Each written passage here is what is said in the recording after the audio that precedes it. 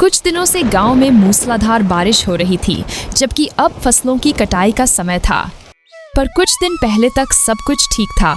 फसलों की कटाई का समय आ गया था और सब कुछ ठीक ठाक चल रहा था। भाई, इस बार सबकी फसल अच्छी दिख रही है। हाँ, सही कहा रामलाल भाई। मैं इस बार फसल बेचकर साहूकार का सारा कर्ज चुका दूंगा।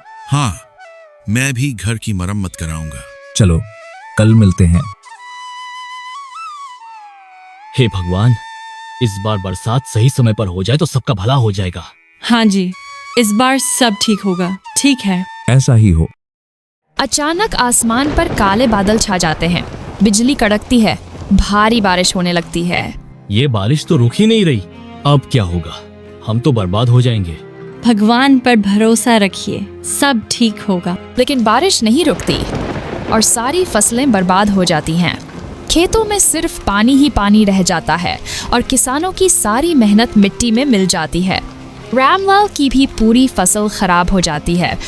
वह खेत के बीच खड़ा होकर टूटे मन से कहता है, हे भगवान, इस बार तो हमारी सारी उम्मीदें डूब गईं। अब साहूकार का कर्ज कैसे चुकाऊंगा? बर्बादी के बाद भी कर्ज तो कर्ज ही था। साहूकार ने अपना हिसाब मांगा। रामलाल, कर्ज लौटाओ, वरना तुम्हारी जमीन मेरी।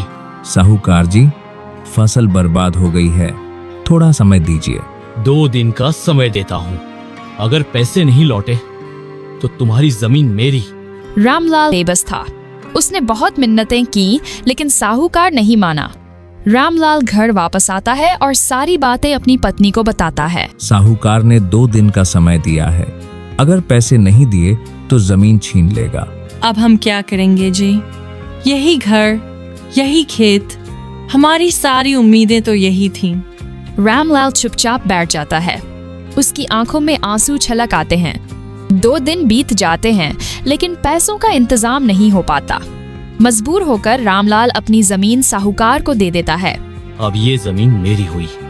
देख लिया, कर्ज न चुका पाए तो क्या होता है। रामलाल चुपचाप वहां से चला जाता है। उसके कदम भारी हो चुके थे, आंखों में आंसू थे और दिल पर बोझ। जमीन छिन जाने के बाद रामलाल के पास सिर्फ एक ही रास्ता बचा था, जंगल से लकड़ी काटकर बेचना। रामलाल रोज जंगल जाता, लकड़ियां काटता और उन्हें घर ले आता। उन्हें बेचकर कुछ पैसे कमाता। एक दिन रामलाल हमेशा की तरह जंगल में लकड़ी काट रहा था। तभी वहां एक साधु आते हैं। बेटा, मुझे बहुत भूख लगी है। तुम्हारे पास कुछ खाने को है क्या? नहीं साधु महाराज, मेरे पास खाने को तो कुछ नहीं है, पर मेरे पास 5 रुपये हैं। आसपास के ढाबे से भोजन कर सकते हैं। रामलाल के पास और पैसे नहीं थे, फिर भी उसने वो 5 रुपये साधु को दे दिए। बेटा, तुमने अपने पास कुछ न होते हुए भी मेरी मदद की है। मैं तुम्हें एक राज बताता हूँ। इस जंगल में एक बाजार लगता है। मैं तुम्हें उसका रास्ता बता देता हूँ। तुम वहाँ से सामान खरीद कर बेच देना और अपना घर चलाना। इतना बोलकर साधु वहां से चला जाता है। रामलाल भी घर लौट आता है, लेकिन साधु की कही बातें उसके मन में घूमती रहती हैं। अगले दिन रामलाल बिना किसी को कुछ बताए चुपचाप जंगल की ओर निकल जाता है। रामलाल कांपते कदमों से आगे बढ़ता जाता है और साधु द्वारा बताए गए रास्ते को याद करते हुए चोर बाजार ढूंढने लगता है। काफी देर तक जंगल में भटकने के बाद रामलाल अचानक रुक जाता है। पेड़ों के बीच से एक चमकती हुई रोशनी और शोरगुल की आवाजें आने लगती हैं। वह धीरे धीरे आगे बढ़ता है और उसकी आंखें हैरानी से फैल जाती हैं। उसके सामने चोर बाजार था। रामलाल धीरे धीरे हिम्मत जुटाकर कोने में लगी 2 दुकानों के पास जाता है। ये बाजार में क्या क्या मिलता है? यहाँ वो हर चीज मिलती है जो तुम्हें चाहिए। तो फिर चावल और गेहूं की क्या कीमत है? तुम कोई भी अनाज लो, सब 1 रुपये में 50 किलो है। रामलाल खुश होकर, अरे वाह, तो फिर मुझे 50 किलो चावल और 50 किलो गेहूं दे दो। रामलाल दुकानदार को पैसे देता है और जितना अनाज वह उठा पाता है उसे लेकर गांव की तरफ चल पड़ता है। उसके चेहरे पर लंबे समय बाद उम्मीद और खुशी झलक रही होती है। रामलाल बोरी लेकर घर आता है। उसकी पत्नी हैरानी से उसे देखती है। ये अनाज कहाँ से आया जी? हमारे पास तो पैसे भी नहीं थे। ये सब भगवान की दया है। मुझे एक साधु बाबा ने एक जगह बताई है, वहाँ अनाज बहुत सस्ता मिलता है। सच? अगर ऐसा है तो अब हमारा घर फिर से चल पाएगा। ये तो बहुत सारा अनाज है। एक काम करो, कुछ तुम दुकान पर बेच दो तो थोड़े पैसे भी मिल जाएंगे। हाँ, ये ठीक कह रही हो। अगर अनाज बेच दिया तो घर का खर्च भी चलेगा और कर्ज भी धीरे धीरे उतर जाएगा। रामलाल अनाज की बोरियां उठाकर पास के किराना स्टोर पर जाता है। रामलाल बोरियां बेच देता है और उसके हाथ में अच्छे पैसे आ जाते हैं। उसके चेहरे पर संतोष और उम्मीद की चमक आ जाती है। अगले दिन फिर से रामलाल चोर बाजार जाता है। इस बार वह और भी सामान खरीद लाता है, चावल, गेहूं, दालें और कुछ मसाले भी। धीरे धीरे यह सिलसिला चलता रहता है। रामलाल हर बार बाजार से बोरी भरकर सामान लाता, गांव में बेचता और अच्छा मुनाफा कमाता। कभी जो रामलाल अपनी जमीन खोकर बेबस हो गया था, वही आज पूरे गांव का सहारा बन चुका था।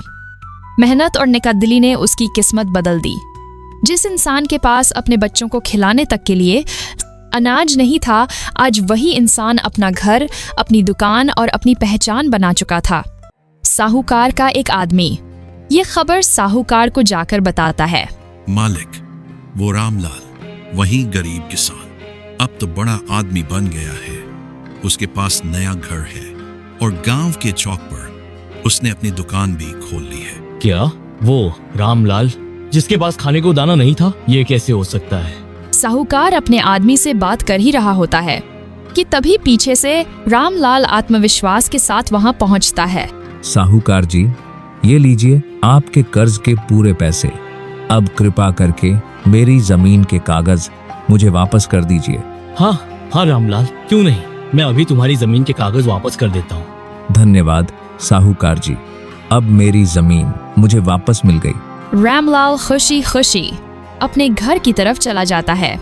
जिस जमीन को खोने के बाद रामलाल टूट गया था, आज वही जमीन उसकी मेहनत और सच्चाई की ताकत से उसे वापस मिल गई थी। ये रामलाल के पास इतना पैसा आया कहाँ से? इसका पता लगाना पड़ेगा। अगले दिन जब रामलाल चोर बाजार के लिए जंगल की ओर निकलता है, तो उसे यह पता नहीं होता कि कोई उसकी हर हरकत पर नजर रखे हुए है। साहूकार चुपके चुपके उसका पीछा कर रहा होता है। ओह, तो रामलाल यहाँ से माल खरीदता है। ठीक है, कल मैं भी यहाँ आऊंगा और सोना खरीद लूंगा। फिर देखता हूँ कैसे रामलाल मुझसे आगे निकलता है। यह सोचकर साहूकार चुपचाप अपने घर लौट जाता है। अगले दिन साहूकार चोर बाजार के लिए निकलता है। अरे, ये चोर बाजार किधर गया? कल तो यही था। साहूकार इधर उधर देखता है, लेकिन उसे कुछ भी नहीं मिलता। वह हैरान और गुस्से में खाली हाथ अपने घर लौट जाता है। घर पहुंचकर भी साहूकार जंगल के चोर बाजार के बारे में ही सोचता रहता है। उधर रामलाल अपनी पत्नी से कहता है, मैं सोच रहा हूँ एक आखिरी बार चोर बाजार से कुछ खरीद लूं और सबका धन्यवाद कर दूं, क्योंकि उसी की वजह से हमें सब कुछ मिला है। जैसा आपको ठीक लगे। रामलाल जंगल के रास्ते पर आगे बढ़ रहा होता है कि तभी उसे वही साधु मिलते हैं जिन्होंने उसे चोर बाजार का रास्ता बताया था। प्रणाम साधु महाराज। कहाँ जा रहे हो बेटा? मैं चोर बाजार की तरफ जा रहा हूँ। पर बेटा, वो चोर बाजार अब वहाँ नहीं है। अब वो कहीं और लगा होगा, किसी और जरूरतमंद की मदद करने के लिए। इसलिए तुम घर जाओ और सुखी रहो। ठीक है साधु महाराज। रामलाल वापस घर की तरफ चल पड़ता है। रामलाल घर लौट ही रहा होता है कि रास्ते में साहूकार मिल जाता है। मुझे पता है तुमने सारा पैसा चोर बाजार से कमाया है। तुम जल्दी से मुझे उस बाजार का रास्ता बता दो, वरना अच्छा नहीं होगा। हाँ, लेकिन अब वो चोर बाजार वहां से कहीं और चला गया है और वो सिर्फ जरूरतमंदों की मदद करता है। इसका मतलब तुम नहीं बताओगे? ठीक है, देख लूंगा मैं तुम्हें रामलाल। साहूकार गुस्से में वहां से चला जाता है। अगली रात जब रामलाल अपनी दुकान बंद करके घर चला जाता है, उसके जाने के बाद साहूकार वहां आता है। उसके हाथ में जलती हुई मशाल होती है। गुस्से से तिलमिलाया हुआ साहूकार आधी रात को चोरी छिपे रामलाल की दुकान को आग लगा देता है। जैसे ही वह भाग रहा होता है, गांव का सरपंच उसे देख लेता है, पर तब तक दुकान बर्बाद हो चुकी होती है और साहूकार भी वहां से भाग जाता है। अगली सुबह पंचायत लगती है। उसमें साहूकार और रामलाल दोनों को बुलाया जाता है। सुबह सुबह पंचायत क्यों बुलाई गई है? कोई जरूरी विषय है क्या? हाँ, कल रात किसी ने रामलाल की दुकान जला दी है। उसी बारे में सब चर्चा कर रहे हैं। ये रामलाल की दुकान किसने जलाई? साहूकार जी, इतने भोले मत बनो। कल मैंने तुम्हें रामलाल की दुकान जलाते हुए देख लिया था। और हाँ, कल ही इसने मुझे धमकी भी दी थी। बोलो साहूकार, तुम्हारा इस बारे में क्या कहना है? हाँ, मैंने ही गुस्से में आकर रामलाल की दुकान जलाई थी। मुझसे उसकी तरक्की देखी ही नहीं गई। साहूकार, तूने जमीन छीनी, कर्ज के नाम पर लूटा और अब दुकान भी जला दी। तू गांव में रहने लायक नहीं है। गांव वालों, गुस्से से नहीं, सच्चाई और मेहनत से ही इंसान जीतता है। साहूकार ने अपनी गलती मान ली है, अब इसे माफ कर दो। पर साहूकार, तुम्हें रामलाल की दुकान दोबारा बनवानी पड़ेगी और गांव के सब किसानों का कर्ज आधा करना पड़ेगा। ठीक है, जैसा आप सब कह रहे हैं वैसा ही होगा। अन्याय चाहे कितना भी बड़ा क्यों न हो, जब लोग एकजुट होकर खड़े होते हैं तो सच की जीत और बुराई की हार तय हो जाती है। कहानी यहीं खत्म होती है। कहानी कैसी लगी कमेंट करके जरूर बताइएगा। चैनल पर नए हैं तो चैनल को सब्सक्राइब करना बिल्कुल भी मत भूलिएगा। मिलते हैं अगले वीडियो में, तब तक के लिए बाय बाय।